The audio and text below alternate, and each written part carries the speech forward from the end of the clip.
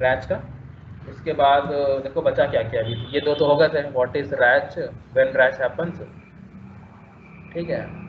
एक होता है, फिर आएगा टाइप्स ऑफ रैच, ठीक है। उसके बाद आएगा जो मेन इंपॉर्टेंट जो है अपना प्रीएम्बल वाला, पी रैच प्रीएम्बल। तो इस ये जनरेट कैसे होता है, यूई जनरेट कैसे करता है, और ई नोड भी कैसे हेल्प करता है यूई को जनरेट करने के लिए। तो इसके लिए 4 पैरामीटर्स होते हैं, वो पैरामीटर्स देखेंगे, ठीक है। उसके बाद हम देखेंगे जब रैच रिक्वेस्ट जाती कैसे है और रिस्पांस का आता कैसे है, रैच रिस्पांस वाला। इसके अंदर आ जाएगा मैसेज वगैरह क्या होते हैं। और इसके शुरू में जब हम देखेंगे कि रिक्वेस्ट जाती कैसे है, तो वहाँ पे RARNTI वाला पार्ट आ जाएगा, ठीक है। फिर लास्ट में होगा कंटेंशन रिजोल्यूशन वाला। ये जो यहाँ पे टाइप ऑफ रैच है, इसमें दो होते हैं, कंटेंशन बेस्ड और नॉन कंटेंशन, ठीक है। कंटेंशन वाला और कंटेंशन फ्री,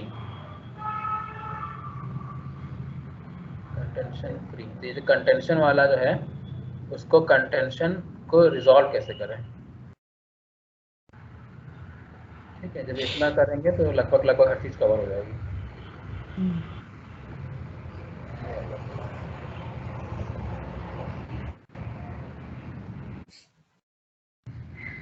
ठीक है, तो कंटिन्यू करें फिर आज का टाइप ऑफ रैच। हाँ हाँ हाँ, ठीक है, तो अपने ये 6 टॉपिक कवर करेंगे ओवरऑल। उसके बाद फिर अगर कुछ डाउट होगा तो वो क्लियर करते रहेंगे बाद में, लेकिन इसके बाद फिर कुछ बचेगा नहीं मुझे लगता है। ठीक है, तो सबसे ज़्यादा टाइम कंज्यूमिंग यहाँ पे लगने वाला है, ये वाला सबसे ज़्यादा टाइम कंज्यूमिंग। हाँ प्रेम्बल। ठीक है, उसके बाद तो सब छोटे छोटे ही हैं, ये तो तुरंत ही हो जाएंगे। आज ये कर लेते हैं टाइप ऑफ रैच।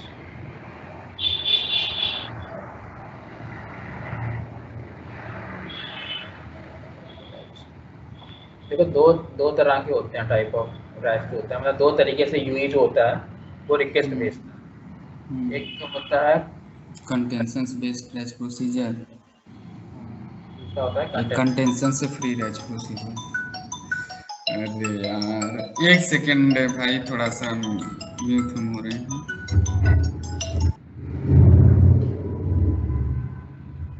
ठीक है, अब देखो, हेलो, बताइए बताइए। तो देखो कंटेंशन फ्री का तुम ऐसा समझो कि ये कुछ वीआईपी लोगों के लिए, ये मतलब वीआईपी लोगों के लिए नहीं, ऐसा नहीं बोलना चाहिए, ये वीआईपी सर्विस है, हाँ ठीक है। वीआईपी कुछ ऐसा समझ सकते हो, ये मतलब जहाँ पे ना अर्जेंट वाला काम होता है जब, ठीक है, तो कुछ स्पेशल सर्विस दी गई है। कंटेंशन बेस्ड मतलब कि नॉर्मली, तो इसमें क्या होता है, थोड़ा सा डिले हो सकता है। ये क्यों होता है वो हम समझेंगे, जब दोनों चीज़ समझेंगे तो ऑटोमेटिकली समझ में आ जाएगा कि इसका मतलब क्या है। अब देखो जब रैच जब रिक्वेस्ट भेजता है यूई, ओपन कर लेता हूँ, तो कंटेंशन बेस्ड पहले देखते हैं। देखो जब रैच रिक्वेस्ट जाएगी यूई टू नेटवर्क, ठीक है, तो वो क्या क्या इंफॉर्मेशन भेजता है,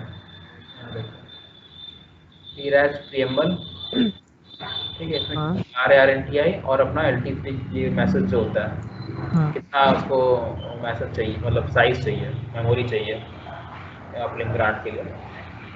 अब क्योंकि नेटवर्क के पास तो यूई का आईडी है नहीं कुछ भी, ठीक है, यूई की आइडेंटिटी है ही नहीं, CRNTI ही होता है जिससे कि वो पहचानता है। जब ये नहीं है तो क्या करना पड़ता है कि सिग्नेचर टाइप, मतलब एक यूनिक सिग्नेचर भेजता है यूई, जिससे कि मालूम पड़े उस सिग्नेचर को देख करके कि हाँ कोई एक ऐसा यूई है। और रिटर्न में मुझे जो क्या बोलते हैं, रिस्पॉन्स जब जाएगा, तो रिस्पॉन्स में क्या क्या होगा, अपलिंक ग्रांट होगा, ठीक है। और जो भी एक आईडी भी एलोकेट करेगा, वो की टेम्परेरी पहले असाइन करता है, टेम्परेरी CRNTI। तो ये किसको करना है, तो वो क्या बोलते हैं, एक तरीके से आइडेंटिटी तरीके का काम करता है वो प्रीएम्बल, ठीक है। लेकिन वो प्रीएम्बल कितने होते हैं, लिमिटेड होते हैं नेटवर्क में, 64 प्रीएम्बल्स ही होते हैं, ठीक है। तो जब प्रीएम्बल भेजता है तो अब क्योंकि नेटवर्क के पास में लिमिटेड है 64 प्रीएम्बल्स, ठीक है, अब इन्हीं 64 में से ही कोई एक भेजना होता है यूई को। तो क्योंकि ये लिमिटेड है तो हो सकता है ना कि यूई 1 और यूई 2,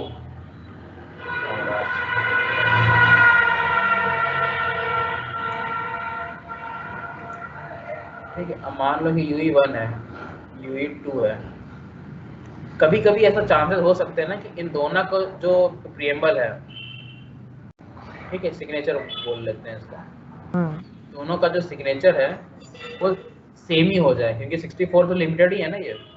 तो अगर दोनों का सेम हो गया तो प्रॉब्लम हो सकती है, फिर एक का डिस्कार्ड करना पड़ेगा नेटवर्क को। मतलब एक ही टाइम पे दोनों भेज दे रहे हैं? नहीं, टाइम पे तो भेज ही रहे हैं, टाइम के साथ साथ सिग्नेचर भी सेम हो गया। हाँ वही सेम टाइम सेम सिग्नेचर। हाँ, same time same signature. Same time बोलना ठीक नहीं है, सेम रिसोर्स बोलो, क्योंकि रिसोर्स के अंदर दोनों चीजें आ जाती हैं, फ्रीक्वेंसी भी आ जाती है और टाइम भी आ जाता है, टाइम।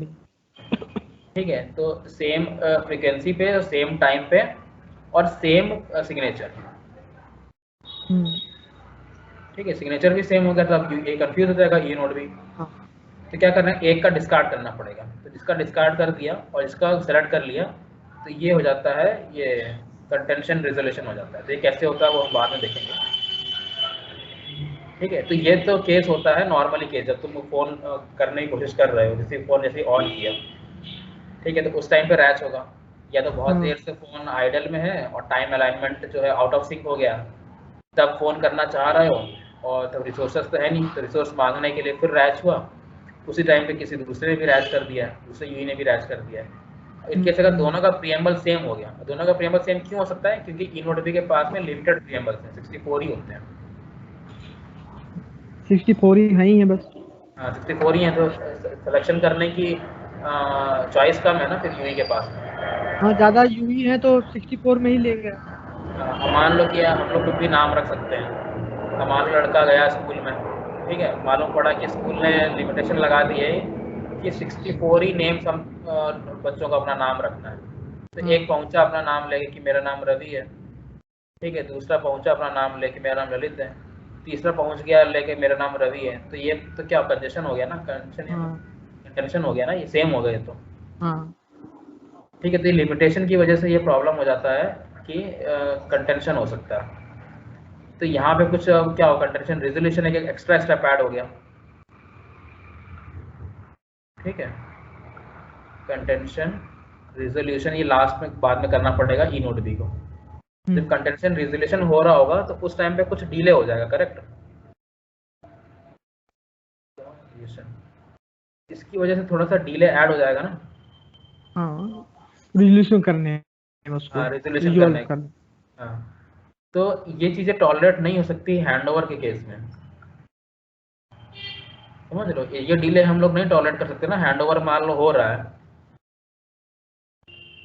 ठीक है, ये एक ई नोड भी है, दूसरा ई नोड भी यहाँ पर है, अभी इससे कनेक्टेड था, अभी इससे कनेक्टेड होने की बजाय वो इससे कनेक्ट होना है टारगेट ई नोड बी से। अब टारगेट ई नोड बी से कनेक्ट हो रहा है, उस टाइम से पहले रैच जो हो रहा है ट्रिगर, तो ये क्या होना चाहिए, फटाफट हो जाए, इससे पहले ही कॉल ड्रॉप हो जाए, ठीक है। तो ये कंटेंशन रिजोल्यूशन वाला जो होता है, कंटेंशन बेस्ड वाला, ये प्रेफरेबल नहीं होता है। तो हैंडओवर के केस में क्या होता है, कंटेंशन फ्री वाला किया जाता है, ठीक है, कंटेंशन फ्री वाला जो होता है तरीका, वो करना होता है यूई को, ताकि फटाफट हो जाए। अब जैसे कि डाउनलिंक डेटा आया था, हमने समझा था ना वो कि रैच कब कब होता है, हाँ चला गया वो,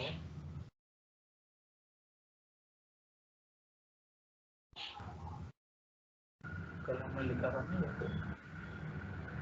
ये रहा, कि डाउनलिंक डेटा वाला, डाउनलिंक डेटा आया हुआ है तो फटाफट आउट ऑफ सिंक है तो रैच करना पड़ रहा है। तो ऑलरेडी जो SGW है उसने बफर में रखा हुआ है डेटा को, ठीक है। अब यूई जो है वो क्या बोलते हैं, रैच में कंटेंशन रिजोल्यूशन करने में ज़्यादा डिले लगेगा, इसलिए उस केस में भी क्या होता है कि ये कंटेंशन फ्री वाला यूज़ करते हैं, ठीक है। तो कंटेंशन फ्री में होता क्या है, जो प्रीएम्बल जो होता है ना, वो यूनिक प्रीएम्बल स्पेशली असाइन कर देता है ये ई नोड बी यूई को, ठीक है, तो जब सिग्नेचर ही बता दिया है यूई को ऑलरेडी, हाँ तो क्या होगा, कंटेंशन रिजोल्यूशन वाली स्टेज आएगी ही नहीं बाद में। क्यों? जब ये ऑलरेडी बता चुका है ये वाला सिग्नेचर।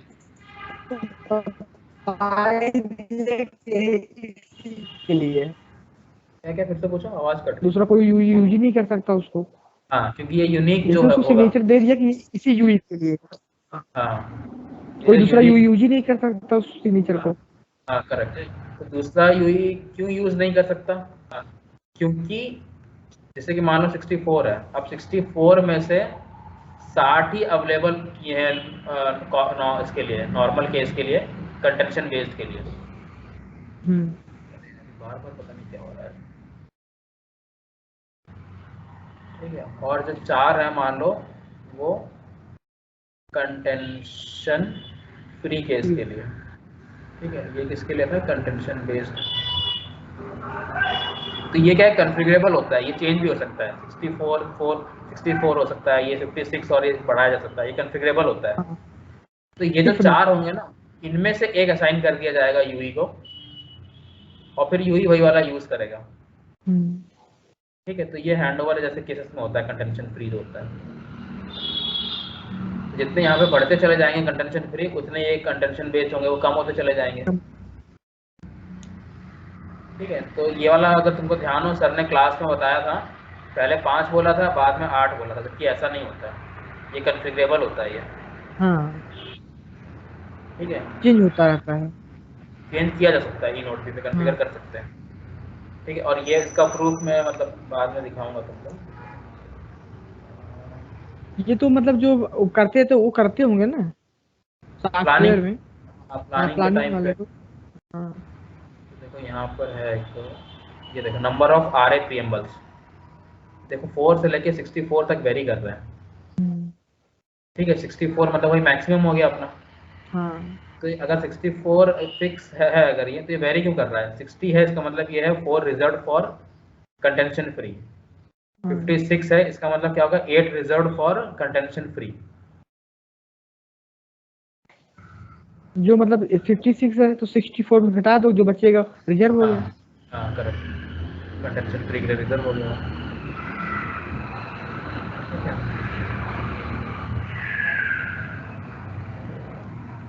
ये हो गया। और ये जो इन्फॉर्मेशन होती है ना, ये वाली मतलब ये रैश रिलेटेड इन्फॉर्मेशन हो जाती है, प्रीएम्बल वाली है। तो अब ये जो है कंटेंशन फ्री वाला है, तो ये ई नोड भी यूई को बताया कैसे, अगर वो आइडल में है केस में तो सिर्फ 2 से बता देता है, और अगर डेडिकेटेड मोड में है तो वो आरआरसी कनेक्शन रिकॉन्फ़िगरेशन में। ज़्यादातर पता है मैंने यही देखे, ये आरआरसी कनेक्शन रिकॉन्फ़िगरेशन में ही पैरामीटर्स बताता है, SIP2 का अल्टरनेटिव है, मतलब मैंने ऐसा ऑब्जर्व किया है ये। ये हैंडओवर हो रहा होगा तो यही होगा हाँ रिकॉन्फ़िगरेशन। हाँ, मतलब देखो इस केस में तो समझना आसान है कि हैंडओवर तो के लिए तो आरआरसी कनेक्शन रिकॉन्फ़िगरेशन ही हो रहा है, लेकिन ना रैच के अलावा भी अगर कहीं पे कन्फ्यूजन हो, अटैच हो गया या फिर कहीं भी कन्फ्यूजन हो रहा हो, तो वो पैरामीटर कब जाता है। तो अगर आइडल मोड में अगर SIP2 पे है ना वो, तो डेडिकेटेड में हमेशा आरआरसी कनेक्शन रिकॉन्फ़िगरेशन में ही होता है, मतलब एक तरीके से इसका अल्टरनेटिव समझो। ये मैंने कई जगह पे मैंने ऑब्जर्व किया है।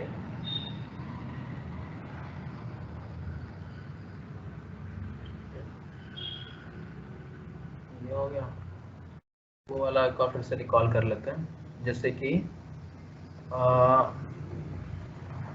यूई को आरआरसी जो लेयर है वहाँ से ट्रिगर हुआ आरआरसी कनेक्शन,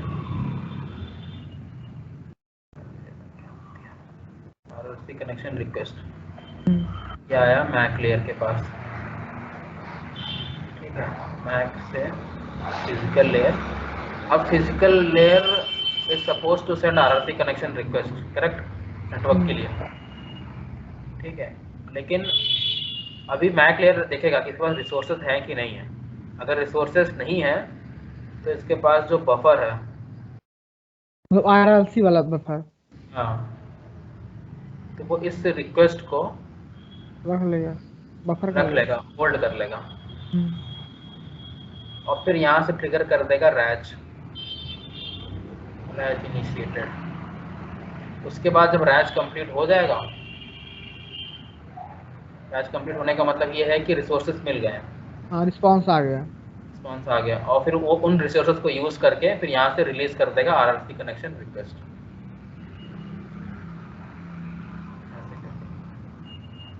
तो वही सर ने वो जो फ्लो डायग्राम बनवाया था उसमें यही था कि पहले क्या बोलते हैं, रैच रिक्वेस्ट जा रहा है,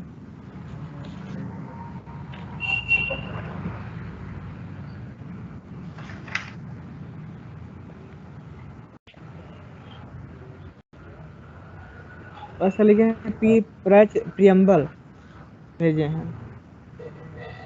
हाँ वो मतलब कि पूरा कंप्लीट डायग्राम हो गया, थोड़ा सा शॉर्ट कर देते हैं। ये कहाँ तक हो गया है? तू उधर कॉल में बिजी हो गए थे। अरे अब आ रहे हो क्या? कॉल में भी अब क्या करें? मुझे लगा तुम बीच में आवाज आई थी थोड़ी सी। नहीं नहीं, मेरी नहीं आई नहीं होगी। बोल नहीं रहे। तो सबसे पहले तो थोड़ा सिंप्लीफाई कर रहा हूँ उसको, ठीक है। जैसे पहले रैच रिक्वेस्ट गई, ठीक है, उसके बाद में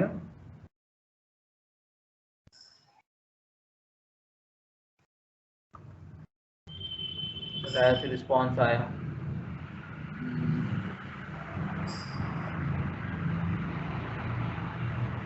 उसके बाद में आरआरसी कनेक्शन रिक्वेस्ट, मतलब उसमें ज़्यादातर ऐसा दिखाई पड़ता है,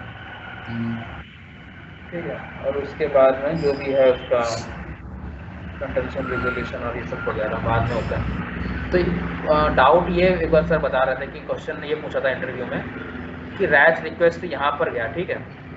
अब ये जो कनेक्शन रिक्वेस्ट है, इस कनेक्शन रिक्वेस्ट मतलब यहाँ पे चला जाएगा वो L2 L3 का साइज, ठीक है, मैसेज साइज रिक्वेस्ट कर लिया, इतना साइज चाहिए ना, इस तरह के साइज की ही रिक्वेस्ट हो रही होती है। हाँ तो जब अभी तक हुआ या इस केस तक यहाँ तक जब यूई ने कनेक्शन को रिक्वेस्ट किया ही नहीं है, तो मैक को कैसे मालूम पड़ रहा है कि कितने साइज की जरूरत पड़ने वाली है, तो मैं वो साइज रिक्वेस्ट कर रहा हूँ, समझे? सर बताए थे ना ये तो। हाँ सर ने बताया था ये। हाँ इसका जवाब यही था कि एक्चुअल में आरआरसी कनेक्शन तो यहीं से ट्रिगर हो चला पहले ही हो चुका है आरआरसी कनेक्शन रिक्वेस्ट, लेकिन वही है कि क्या बोलते हैं, ये होल्ड पर है अभी। हाँ और यहीं से मालूम पड़ गया है रैच को कि क्या है L2 L3 का साइज, और जब रैच कंप्लीट होगा रिस्पॉन्स के बाद में, तब फिर से ये रिलीज होगा RRC connection release from the physical layer to network. और ये जो है ये है आरआरसी टू मैक।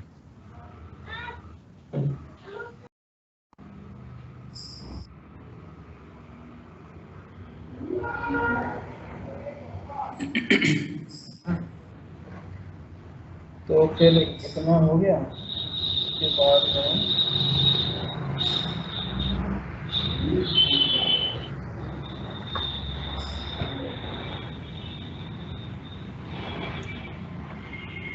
कल हम पढ़ेंगे ये वाला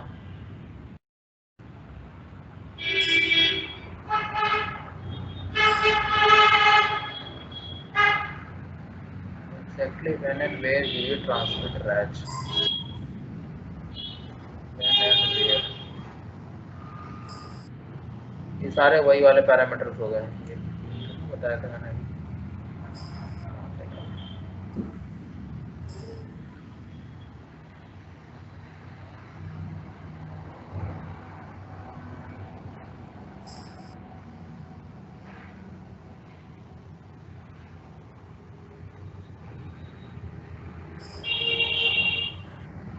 टेबल बनाई थी ना मैंने कोई टॉपिक्स वाले,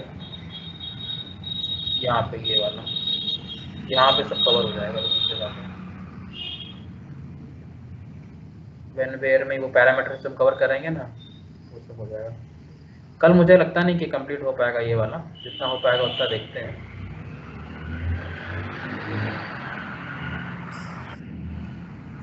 इंटरव्यू में देखो कभी कभी ये वाला क्वेश्चन भी पूछ लेते हैं, कि क्या था ये पी रैच प्रियम्बल।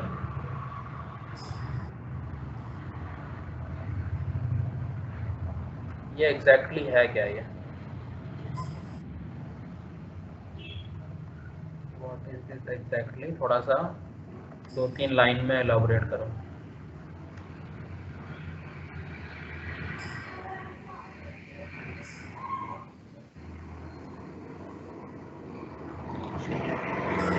कुछ और है डिस्कस करने को या क्लोज करें?